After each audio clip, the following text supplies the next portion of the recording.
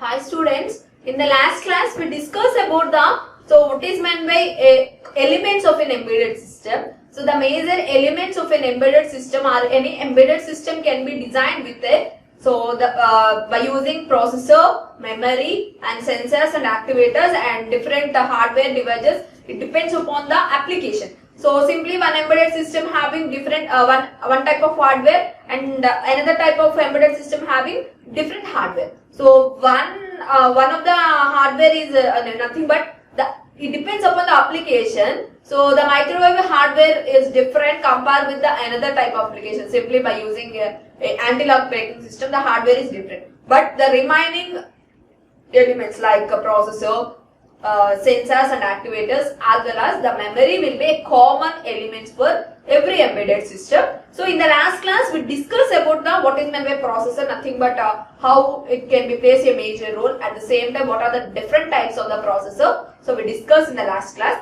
In today's class we discussed about the memory. So what is meant by memory? So for example, I want to store some information. So nothing but I want to store a song to the laptop or any mobile device. So how it can be stored? So with the help of memory. So compulsory phone or laptop contains a memory. So the device nothing but the thing what we have to store what we want to store in that. So it can be stored in the particular memory. So simply memory can be used for the storage purpose. So nothing but we want to store something. It can be by using memory only we can store the information. So generally memory can be designed with the combination of register. So memory can be designed with a combination of register. So register can be designed with a combination of flip-flops. Simply the basic element or the major elements of memory will be a flip-flop. So with the flip-flop only we have to design any memory. So this is about the memory, what is meant by memory. So simply we have to discuss what is meant by memory. So memory is an important part of a processor or controller based upon the embedded system. So without memory, so we can't store any information. So for example, we want to store as the name itself, embedded system is a combination of hardware and software.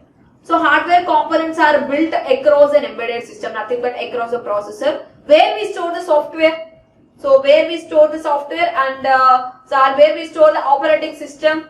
So without memory, we can't store the software or operating system. So for software storage or operating system storage, we go for the memory.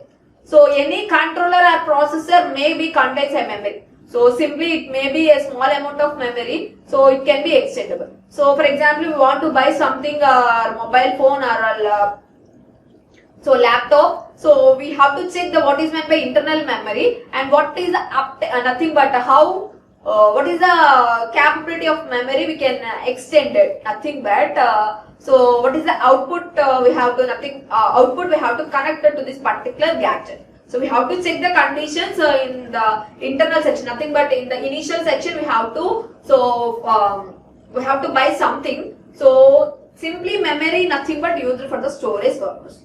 So it can be software storage or operating system storage. So as we know that processor plays an important role in the embedded system. So processor or controller compulsory contains a memory. It may be a small part but it can be extendable by using external. So we can extend the memory by using an external. So at the same time some of the processor contains built-in memory. So some of the processor contains an internal memory. The capacity of internal memory may be high, so it can be useful. So a processor which contains an internal memory is known as that particular memory is known as on-chip memory. So nothing but a memory is internally present in the processor. So that's why this memory is known as on-chip. So nothing but it is in the chip only, that's why it is known as on chip. At the same time other do not contains any memory inside the chip. So for example microprocessor, the memory nothing but 8086 microprocessor, so the memory will be very less. So we can be extended. So simply we can take the external memory for the 8086 microprocessor. So this is one of the example. So we can take a memory from outside. So this type of memory is known as off-chip memory. So why? Because so we can take the memory from outside. That's why it is known as off-chip memory. So at the same time, so what is meant by memory? So we have to store the information. So memory can be divided into two types. As we know that the memory can be divided into two types. So that is, so memory is nothing but RAM and ROM. So random access memory as well as read-only memory. So what is the difference between RAM and ROM? So I think you are already studied in the previous subjects. So what is meant by RAM and what is meant by ROM? RAM nothing but random access memory. So by using RAM we can read the information as well as write the information. So RAM nothing but we can read the information as well as write the information. So it is volatile memory. What is the term volatile? So when the power failures, so nothing but the system power failures, the data in the particular memory can be erased. So this type of memories is known as volatile memories. Simply we can say it as it is known as volatile. So in the RAM, so when the power failures, the data can be erased. The overall data can be erased. So this type of memories are known as volatile memories. So at the name itself, this is known as, so it is can be used for the temporary purpose only. So simply when the power fails, the data can be erased. That's why. So RAM is also known as temporary memory. So RAM is known as temporary memory. So coming for ROM nothing but read-only memory. So most of the cases we have to store the software and other operating systems. So nothing but it is a permanent memory we have to store in the ROM only. So it is non-volatile memory. Non-volatile nothing but it is reversed to the volatile. So when power fails, the data can't be erased. So it can be stored permanently. So these type of memories are known as non-volatile memories. Simply it is known as permanent memory. So RAM is known as temporary memory and ROM is known as permanent memory. So we have to discuss what are the types of memories, nothing but what is the type of ROM and RAMs are available. So ROM nothing but read-only memory. We can read the information from the particular memory. We can't write into the memory. So generally ROM can be divided or ROM can be available in these types. That is, so it can be used for program storage or data storage, nothing but code storage. So ROM is also known as program memory. So here we store the program as well as instructions. So these can be the first ROM will be masked ROM. At the same time program ROM and EPROM and E2PROM and flash ROM and NVRAM. So these are the types of ROMs. So these are the types of RAMs. We have to discuss these type of ROMs in this class. At the same time RAM nothing but random access memory. So it is a temporary memory. It can be divided into three types, that is static RAM and dynamic RAM as well as NVRAM. So static RAM is known as SRAM and dynamic RAM is known as VRAM and NVRAM. So here, so the RAM is also known as data memory. Here we have to store the data. So and ROM is known as program memory. So in the ROM we have to store the program. So next we discuss about so these are the types of, so ROM nothing but core memory and program memory. So it can be divided into so many, that is 6 types, that is masked ROM, PROM, EPROM, E2PROM and NVROM and flash. So NVRAM is maybe a RAM, so we can treat it as a ROM as well as RAM. So how it can be treated as a RAM as well as ROM, we have to discuss. So first one is a masked ROM. So the masked ROM is the first random access memory. So in the initial days we use the masked ROM. So what is a masked ROM? So it is a static ROM which comes programmed into an integrated circuit by its manufacturer. So the masked ROM can be nothing but the program or the information storage is done by the manufacturer itself. So masked ROM is also known as so here the programming or concept is done at the manufacturer's own. So at the initial days we have to use these type of memories. So this can be used at low cost devices. So the cost will be very less of this particular memory. The major advantage of this one is the cost is very less and high volume production. So simply we have to develop so many products. So at the same time, so it can be used in the simple application like laser printing, sound data and electronic musical instruments. So we have to use the masked ROM.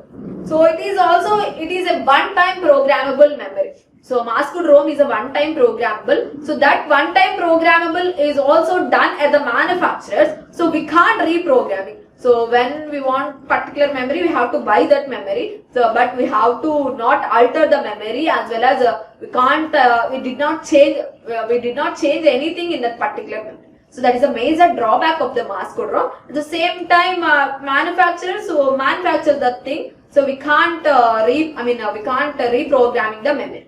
So there is about the MROM, nothing but masked ROM. It is one-time programmable. So next one is we go for the pre-ROM. So these problems are simply eliminated with the pre-ROM. So simply the major problem is here. It can be designed by using manufacturer, but the program memory or pre-ROM is designed by the user itself. Nothing but end user will have to program the pre-ROM.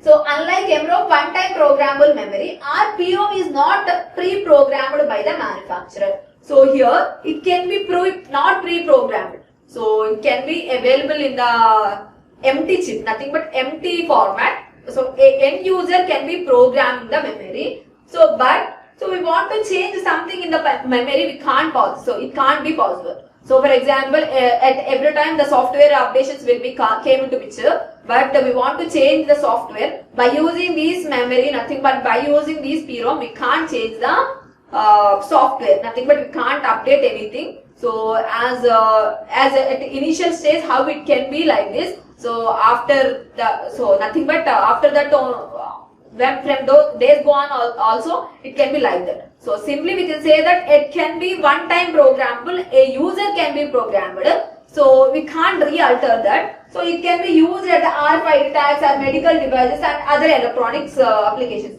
cell phones. For example, let us take an RFID card. So in some industries they follow the RFID based RFID based attendance system. So RFID consisting of some part of memory. So it contains a small chip of memory. So whenever we want to store the information, for example, so they store the employee ID and name. So it can't be altered. So it can't be changed.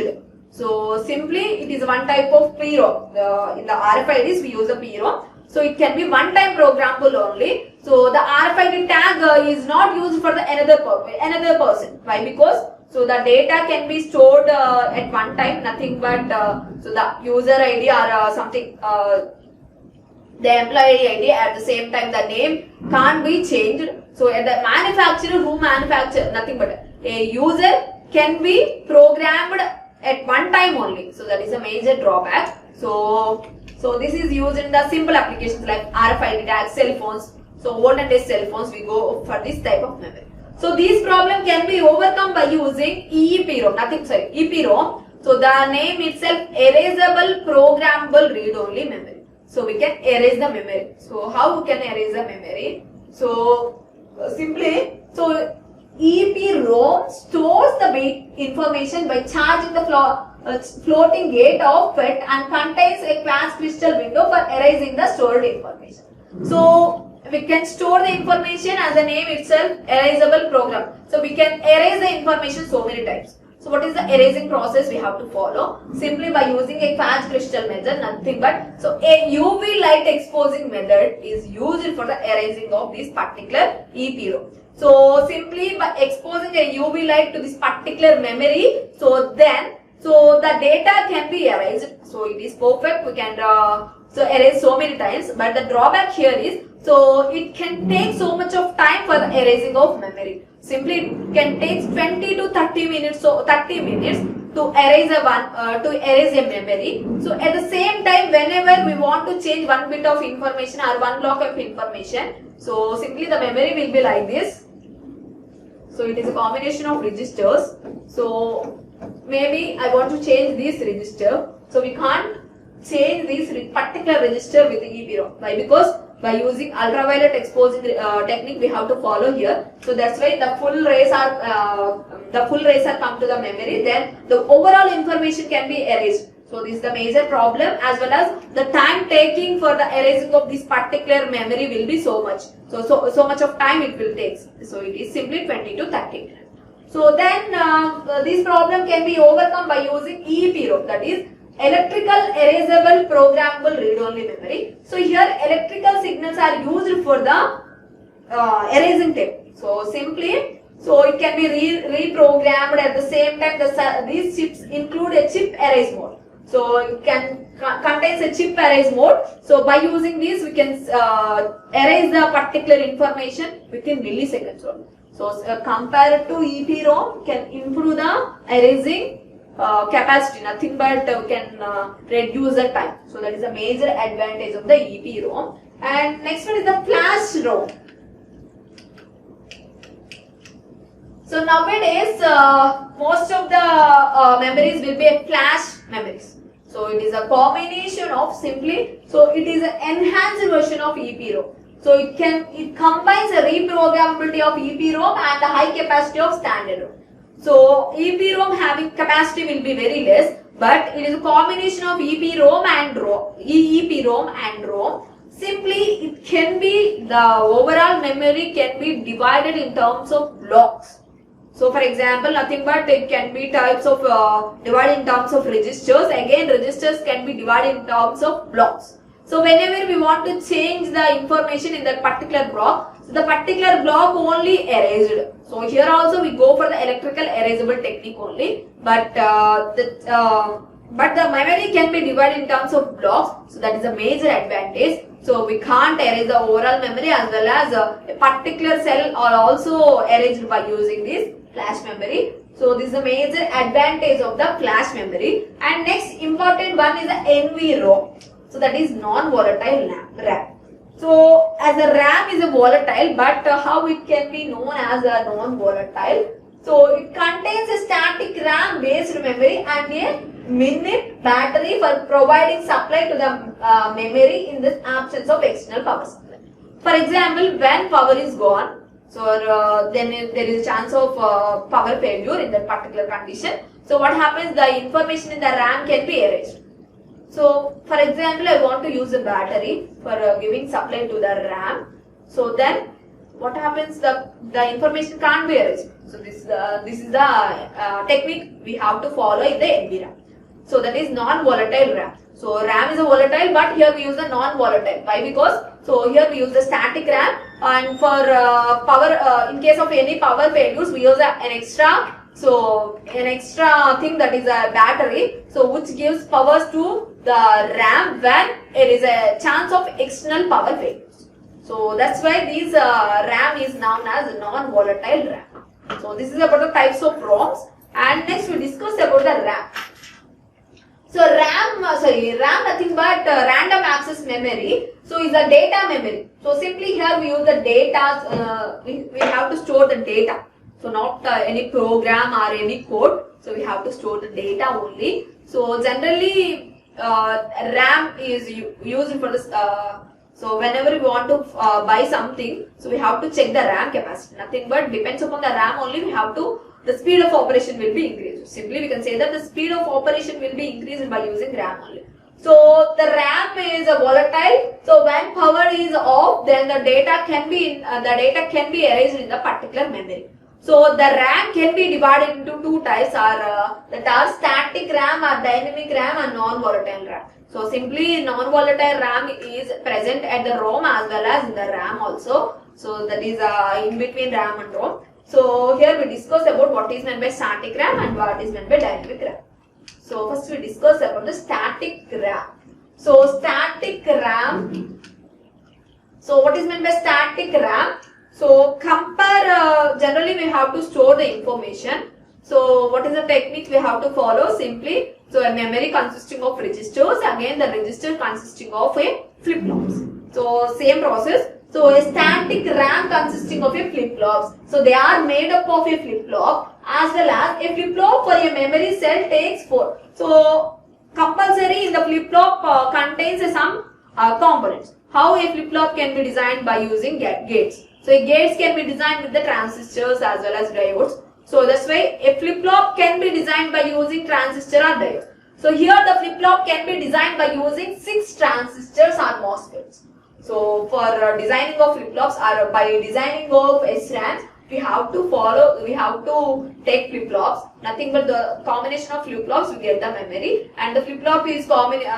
Each flip-flop contains 6 transistors as well as 6 MOSFETs. So that's here, along with some wiring, 4 of the transistors are used for the building the latch. Nothing but, so total 6 transistors, the 4 transistors are used for the latch or flip-flop designing, and 2 are used for the controlling purpose. So for RAM, nothing but you have to read the data as well as write the data. So for controlling of read and write section, so these again another 2 MOSFETs are used. 4 MOSFETs or 4 transistors are used for the designing of flip-flop, and remaining 2 MOSFETs are used for the controlling of this particular operation. Nothing but maybe we have to perform the read operation as well as write operation. So these 2 operations are controlled by using these 2 MOSFETs. At the same time, so the major advantage of this SROM is the speed will be very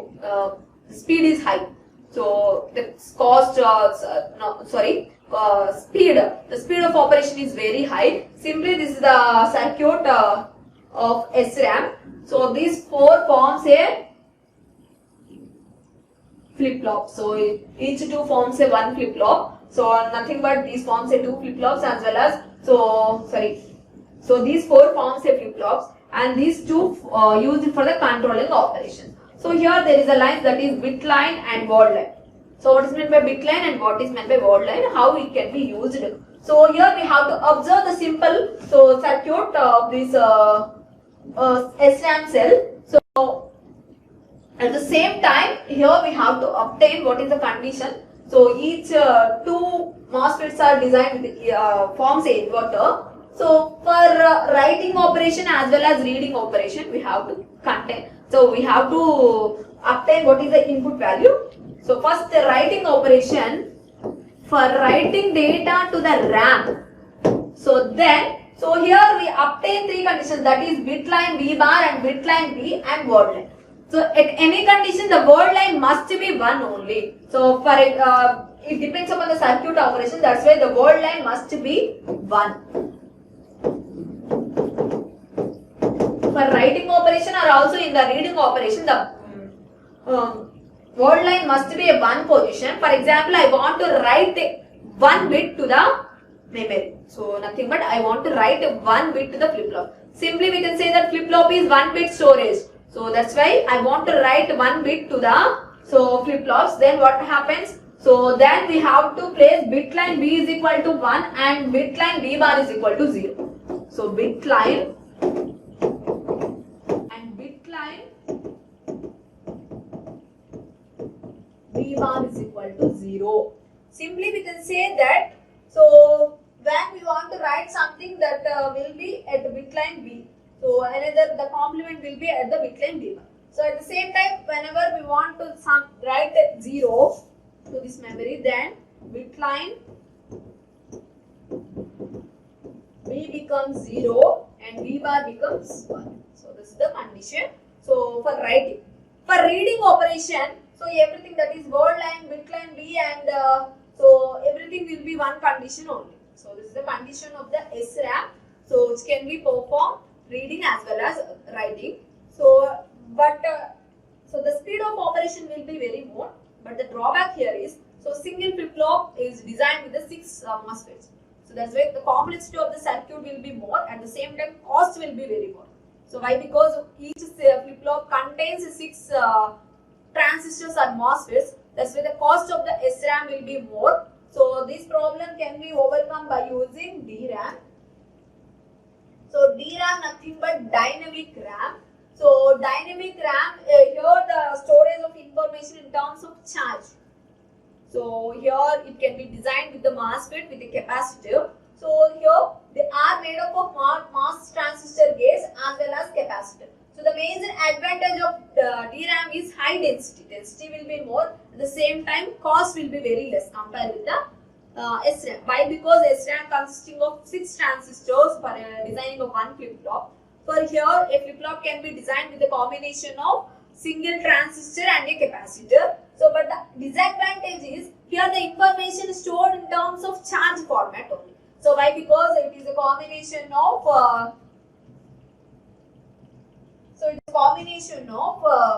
transistor and capacitor. That's why the information stored must be in form of charge only. So that's why. So there may be a chance of leaking leaking of charge. So when times go on, so this can be prevented by using refresh circuit. So nothing but a dynamic RAM. So there is extra circuit is necessary, that is known as refreshing circuit. So for refresh the capacitor for 1 second every second. So nothing but every millisecond interval, and it stores the information. So that is a major drawback here. Nothing but an extra circuit is required for this particular DRAM. Why? Because capacitor leaks the charge. That's why we have to use an extra refresh circuit which refresh the information for every millisecond. So this is about the RAM and ROM. So in the next class we discuss about the remaining ones, that is what is meant by sensor and what is meant by activator, what are the different types of sensors and activators. So we discuss in the next class. Thank you.